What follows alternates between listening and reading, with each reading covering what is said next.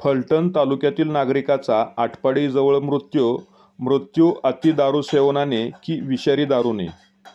दत्तात्रय वामन गेजगे, वय वर्ष 65, राहणार साठे फाटा, तालुका पाटण, जिल्हा सातारा, या व्यक्तीचा मंगळवार दिनांक 8 एप्रिल रोजी आटपाडी शेटफळे रस्त्याच्या बाजूला आटपाडीपासून 1 किलोमीटर अंतरावर मृतदेह आढळून आला आहे.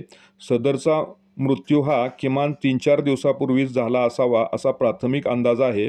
सदरचा मृतदेह हा रस्त्याच्या पूर्व बाजूला अगदी 10 ते 15 मीटर अंतरावरती होता. सदरचा रस्ता हा वर्दळीचा आहे, परंतु याकडे कोणाचेही लक्ष गेले नाही. मंगळवारी संध्याकाळी मेंढपाळ मेंढ्या चरत असताना त्याला हा मृतदेह दिसला. त्यानंतर त्याने इतरांना माहिती दिल्यानंतर पोलिसांनी घटनास्थळी जाऊन घटनेचा पंचनामा केला आहे. सदर ठिकाणी मृतदेह शेजारी वायरची पिशवी, त्या पिशवीमध्ये काही जीवनावश्यक साहित्य व त्याचबरोबर प्लास्टिकच्या पिशवीमध्ये भरलेली दारूची काही फुगे होते.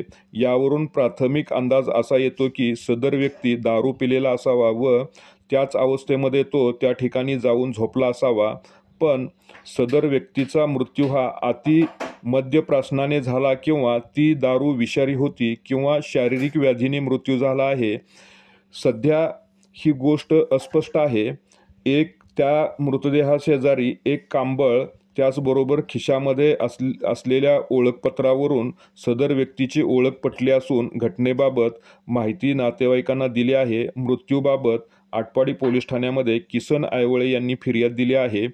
पोलीस अधिक तपास करीत आहेत.